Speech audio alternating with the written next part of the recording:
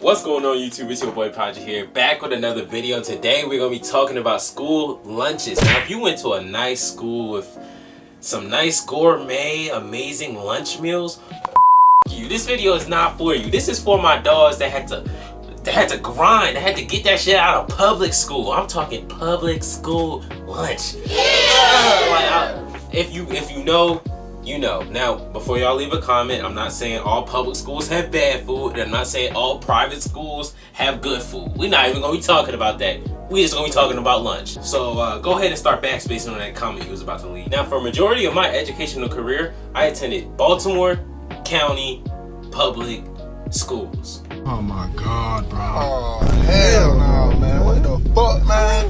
Get your ass on, boy. You get your goddamn ugly ass. So believe me, I know a thing or two about bad lunches, okay? The only meal that I liked consistently from like going to public schools was I like the little mozzarella joints, the little the ones that's wrapped around the bread, the little mozzarella joints with the sauce, bro. That shit was delicious. Now everything else, Now, majority of the blame towards the downfall of school lunches is typically aimed towards Michelle Obama, the former First Lady. And I find it really funny and ironic when anybody that was born essentially after 2002 complains about how lunches just ain't the same anymore and how they reminisce on a pre-Obama lunch and what that looked like. When Michelle Obama passed the Hunger-Free Kids Act in 2010, yes, 2010. I was 6 in 2010. So basically what I'm saying is most of us after 2002 don't really remember. I mean, we might have had a year or two where we got to experience an Obama-less lunch, but I mean, at the same time, that really wasn't enough to build those core memories that we swear we have. Even then, what Michelle Obama did was mainly to give people that don't have access to lunch free lunches and took away 2% milk. I believe it went from 2% milk to 1% milk or something like that.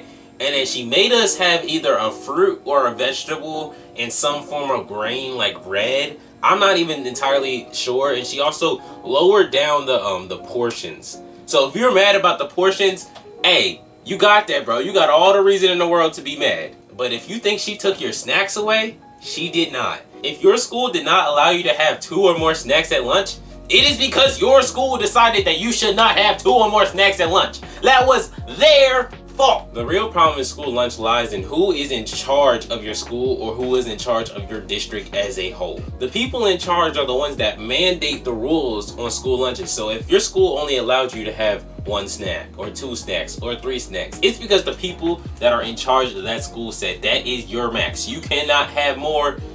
You can't have less. We advise you to have less is essentially what it was. So typically schools have higher budgets, and with students with higher income, they end up having better lunches because they can allocate more of their more of their budget that is going towards lunch to the actual quality of the food.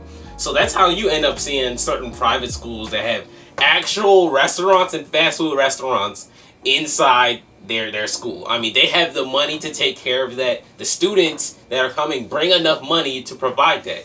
So compared to a district like Baltimore County that has over 111,000 students, with a lot of them requiring free lunch and being eligible for free lunch, which means the money that would typically go towards the quality of a food is now being shifted towards the actual quantity because they're trying to get as much food out as humanly possible. So essentially they feed us bullshit so that we can all eat bullshit together. Now on the basis, this sounds like a good idea. Everybody gets to eat. Nobody's left behind. Everybody gets to eat.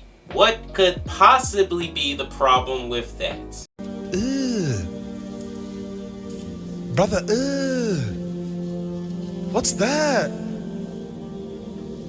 What's that, brother?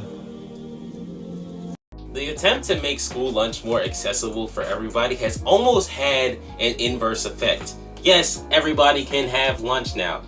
No, nobody wants to eat this shit. I mean, it is atrocious. There are people that literally choose to not eat if that is their only option. I am one of those people.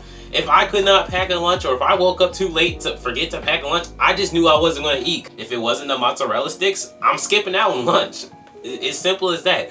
Most kids are choosing not to eat because the options are ass. So what is the solution to this problem, you may ask?